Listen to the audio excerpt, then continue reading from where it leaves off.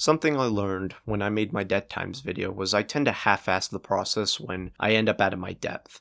During the Zulu and Nemesta segments, I was only careful because it's a culture and commentary I'm not completely in depth with, but could understand from the text, generally. Despite that, I can't bring myself to do that here. There's a fine... I never expected, after Kesha's single praying, for her to make new music. I'll be honest, this wouldn't matter so much to me if it wasn't for the story behind it, which isn't usually how I listen to albums, but I'm not a robot. Gag Order is textually about Kesha's freedom.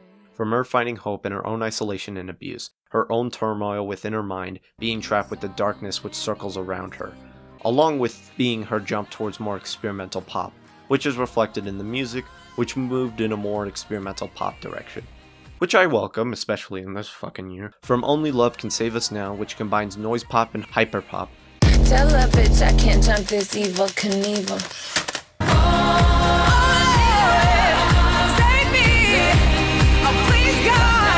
To Something to Believe In, which almost sounds like a Florence and the Machine track. It might be, I didn't check.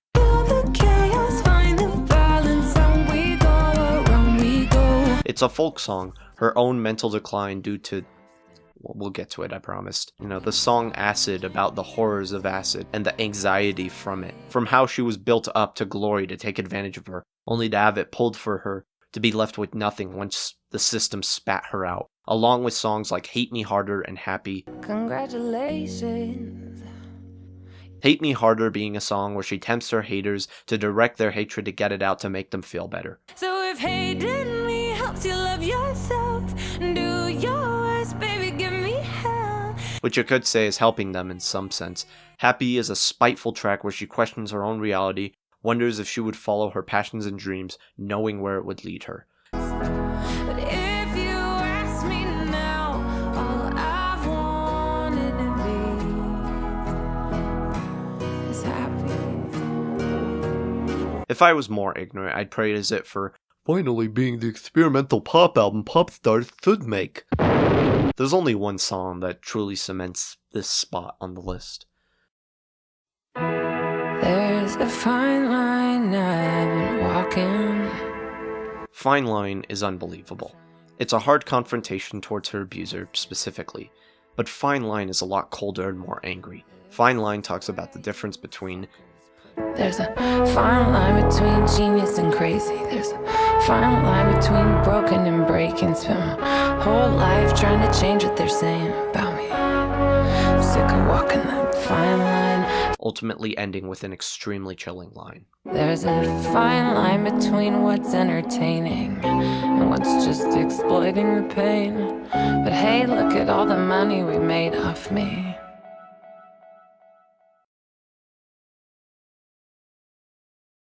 In general, comedy artists tend to not really hit. There are an extremely small select few artists that can be funny, charming, and good at the same time.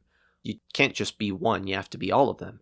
You have to be witty, charming, and musical. That's a hard trilogy to meet in The Sinner. How Do You Sleep at Night isn't necessarily hilarious, but it is both charming and smart in its construction. In some cases, kind of funny. How? Generally just by being really smart about its humor and making songs that are funny in a really sad and dark way.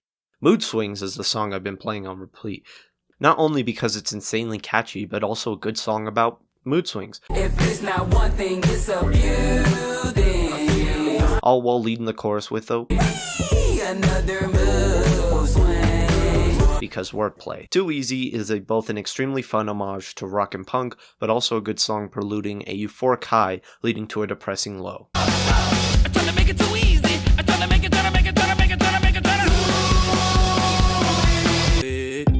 But baby, I'm trying to make it easier. I'm trying to make it easier. Addressing a breakup as this, oh, it's gonna be so easy, I'm gonna get it out of the way, only to realize the real feelings as they pop right back up.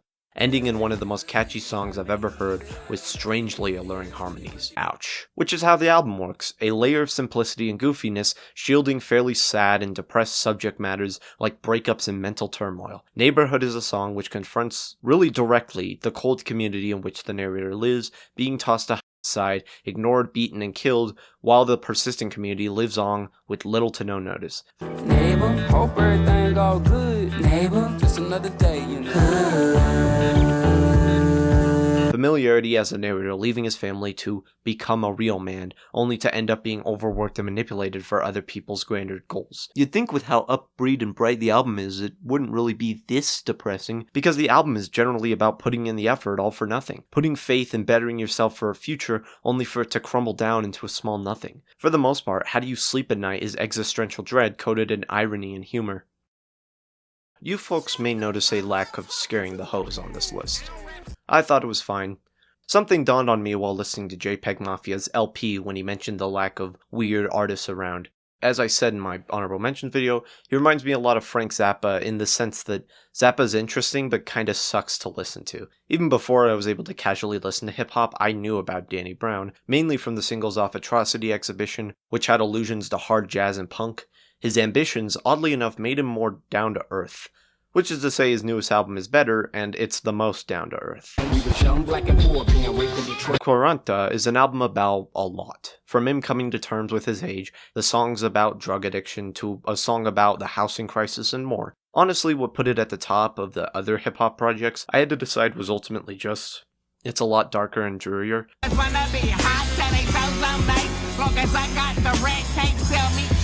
But not over the top like XXX or Atrocity, nor low-key like You Know What I Mean. This album is a lot more serious and dark, and at first it didn't hit, but then over time it just slowly hit me. His song about putting his past behind him and moving on was just the first realization this album was different. Come off in the flame when you burn, you learn. Rush to mistakes, but just wait your turn. A lot lower and calmer. Quaranta is at times blunt. Sure, at times it's still humorous, but unlike before, it sounds calm, and despite that, what Danny Brown does is just be himself. Authenticity isn't a measurement, but there's not really an ego to him. He sounds exhausted. From the song about growing up in the hood of Detroit,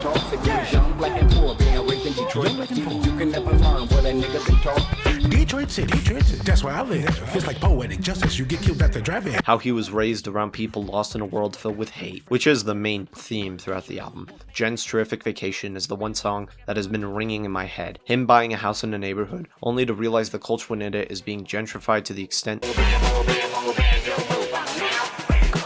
there's nowhere to go. The environment is trashy and dangerous. The song itself is eerie and unsettling. And in an environment where getting a house is harder and more expensive. Who's that people in my window? I don't really know what they here for. White folks coming at the blue, they done tore that down and made that to a Whole Foods. I learned with Little Sims was that, although, like any snobby critic, I do enjoy artists that confront injustices in the system, I feel the personal anecdotes work a ton better in hip-hop.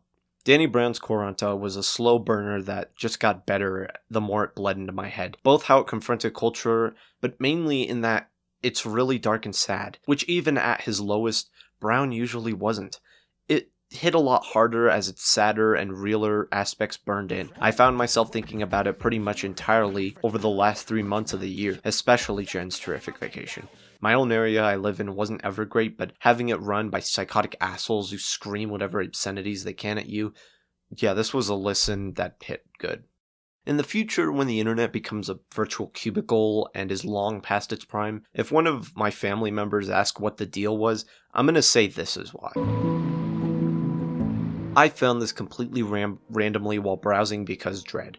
There isn't really a whole lot to say, it is what it is on the tin. Music for Cambrian Animals isn't technically an album, it's a playlist on YouTube. The author posts these simple flash GIFs on top of a simple instrumental, along with a description of fun facts for the prehistoric creature in question. I'm not going to validate the accuracy of the information, it looks like it's for fun. More importantly, the music is really good.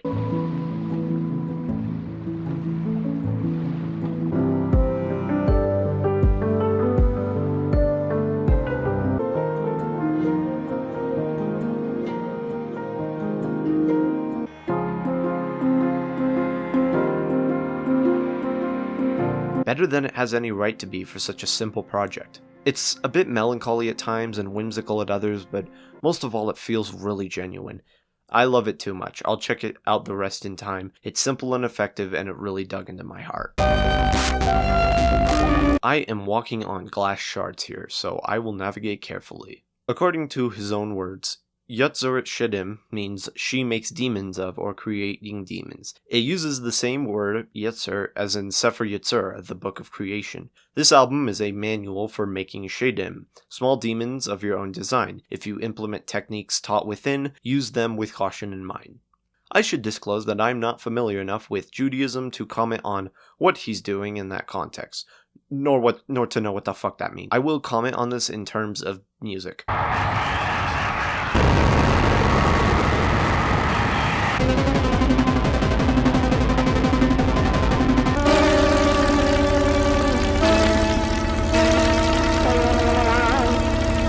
This album is honestly awesome. It's an unsettling and strange album of dark ambient and electronic pieces mainly, with some vocal tics and strange distortions throughout.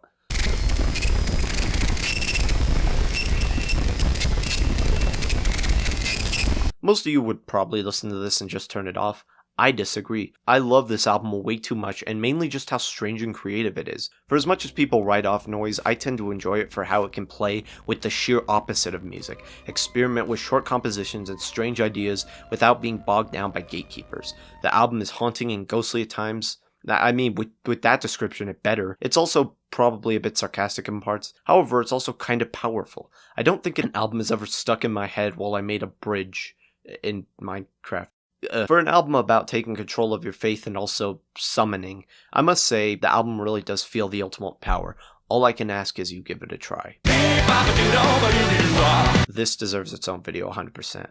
Blasterpiece, in my opinion, was the best punk album of 2016 if you ignore the one, which one? The Godzilla Man? They slowly drip-fed single after single, Haunt the Cartoon Ghost, Big Time Banky Blaine, and finally Rivers is a Vampire, and finally released, and it was glorious. I'm a smitten, please as a punch bowl, skip and beat the slap the patch on my heart. I've been waiting for this album for 3 years. Not as good as Blasterpiece because I'm not a teenager anymore, but still excellent. From the fast-paced panic punk track of Big Town Banky Blaine, where the fun-paced nature takes the absurd concept of chicken stew and chucks it across the continent, resulting in a fun song of overwork and desperation that's loud and frantic.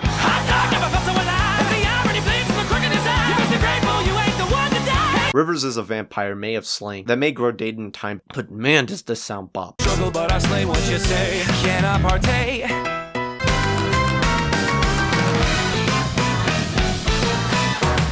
And also, it's a fun lounge song about vampires and it rules. Peas and Love and the Mario cliche both take apart the cliches of romance and love songs and deconstruct them in the way I have been dreaming parody bands do for years. Not in just a parody, but in satire. Peas and Love is an ultra-sarcastic song where this narrator compliments this woman for such check marks as I can't believe that we got so much in common, like how we sneeze when we inhale too much pie. When you're glad you laugh and when you itch you scratch, honey, you got it all. The Mario cliche is honestly unbelievable with how good it sounds, how good the singing is, and how big it ends up climaxing. It might be the sole reason why this is this high on the list. This perfect song about questioning the cliche of falling in love with somebody through destiny and no other measurement. And it sounds fantastic.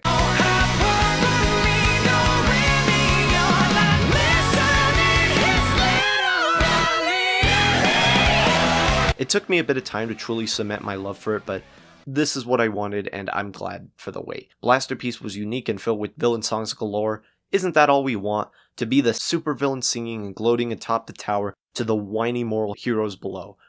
I honestly thought this would be higher. Dead Times may be a mostly noise album with near incoherent screams of the damned, but it made me do something I thought I couldn't do. Take noise music seriously.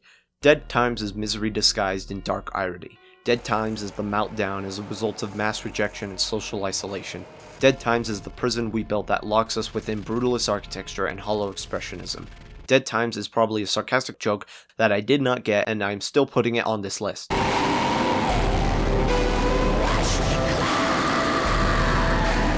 Its philosophy of pain and torment may not have truly set in until after I wrote down my thoughts, but even then, I love this album. Its combination of cold wave, dark wave, industrial, and doom, along with samples of electronica, religion, and harmony, brings together this dark cavern of hell. It's hard to truly write about noise because it's still noise. What if it's about the machine's hard work that Reed isn't doing? However, the body have truly mastered their style of black and doom metal to allow me to respect the craft more than entertainment. They are fucking good. That February album better rule. I think I would have been more excited for this 2 years ago. In 2021, Squid's Bright Green Fields was the album I called as Album of the Year. And then 4 albums came out that kicked its ass. As I mentioned, my indifference to O Monolith made me question whether I liked it. Despite remembering every song on it, O Monolith is the polished and curated version of that vision of emptiness in chaos, screaming to the void and wishing for freedom in a world that seems to grow more absurd and ridiculous.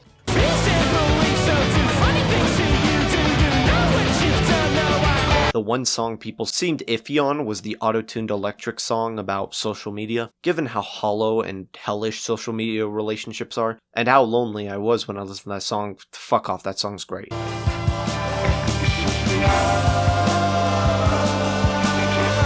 The album is catchy and frantic and noisy, combined with jazzy instruments and noisy riffs galore.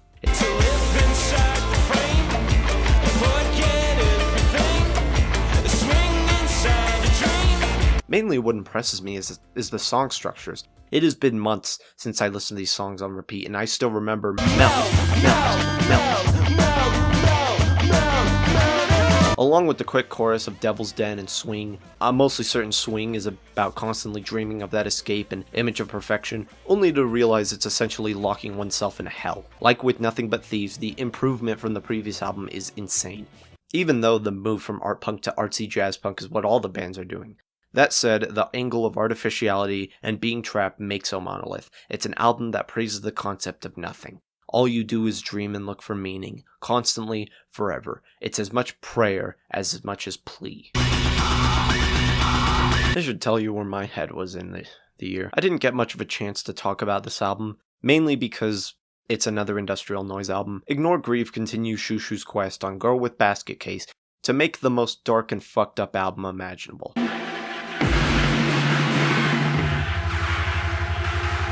However, Ignore Grief is in the title. Ignore your regret and turmoil. Become a statue, a gargoyle. Like the noise tracks from the earliest Xiu Xiu albums, the most aimless tirades on Angel Guts, Red Classroom, and Dear God I Hate Myself.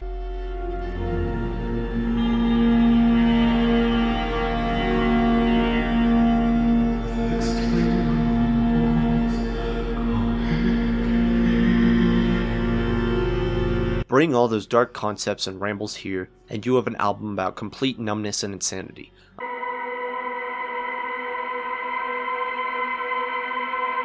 Unlike the previous albums, both Stewart and CEO are nearly indistinguishable because of how tired and monotone their performances are. The brutal, aimless instrumentation cement that dense and downbeating mood all throughout. It's the most disturbing album they've made, confronting abuse, rape, and trauma, finding escape in anything while being in constant mental anguish. This was an album that early in the year did a lot, but by the end of the year, we need this. Dead Times was great for the atmosphere, but Ignore Grief hits where it fucking needs to. An album just blatantly about ignoring your feelings to carry on for somebody else. This really shouldn't count. Not just because it's a tribute and cover album, but also in an EP in a genre I have almost zero experience with. I've since listened to The Grateful Dead, and yeah, it was good. However, the fast pace of Sam Grisman was much better in my opinion. And despite all the things going against this year, and the great albums I did manage to find, this still was the best album of the year for a long time in the running. Why? Because it's fun. Put your arms around me like a circle around the sun. It's hokier and faster and sharper in all the right ways. Like with the fun fastness of the Strumbellas, it works best being that more line dance-esque album. Steelin' slaps, Catfish John slaps, Friend of the Devil slaps, every song is great, and I re-listen to this time and time again. Mama said, don't go near that river. One of the reasons Temple Cabin Sessions took over my brain for most of the year wasn't just that it was, for a long time, the best album I had heard and the second album I had heard this year. Boss Rush was first, sorry. Said I run, gonna take my time. A friend with the devil is a friend of mine. It was that the year lacked good releases, many releases let me down, and there was just a ton of corporate trash. It made me appreciate the simplicity of Temple Cabin Sessions, being such a competent old-fashioned album, and honestly, it was really good. And for the while, it was the best. Something came up though. This requires a bit of context. In 2020 and onward, there was a trend in disturbing content corners regarding thalassophobia. Suddenly, every one of those creators decided they were afraid of the deep ocean, which made me feel like I was losing my goddamn mind. Years before in middle school, I made some Weebly website where I plagiarized a bunch of information about deep-sea critters. I don't think it's up anymore, but I remember as I learned about how little we knew about them, my discomfort turned to fascination. These animals, fish, jellyfish, and squid, were the closest we had to aliens. And people chose to be afraid. Wild Wet World finally spoke to that frustration I had regarding that fear I did not have. Maybe it's just because I'm an asshole, so I saw it as a pointless trend. However, that disdain and fear certainly has not helped people trying to study these beautiful creatures. Sheldrake takes that whimsical imagination and applies it to the deep, resulting in an album that sounds underwater, which has us exploring these soundscapes of the deep with strange creatures communicating in the dark.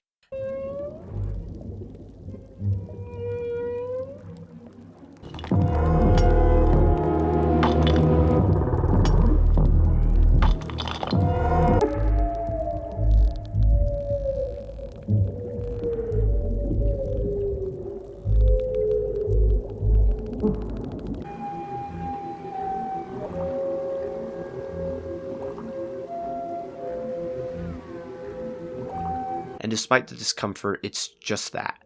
Nothing hurts us or threatens us. It's just curious creatures passing by and living their lives. Just like us, they're confused and nervous at every corner, worried at death at every fleeting moment, and yet just like us, they have feelings. For as lonely as they are, they're looking for others, looking for food, for scraps, just one more day to continue. This album did frighten me at first, but overall, it is the most gentle perspective of the deep ocean I've heard. Not only that, this album is the most vivid ambient project I've heard since Towers. This album is unbelievable for how short it is and how good it is at capturing that simple environment. I'm not saying a fear of the deep ocean is irrational, I get it. It's just that, it's so cool. The animals, the environment, the strange natural phenomena. Even at its most dangerous, it's the closest we'll ever get to aliens. Moreover, Sheldrake is just a fantastic composer. Combining a darker and dreary atmosphere a la water music with his usual style results in this unbelievable album. I admire his imagination.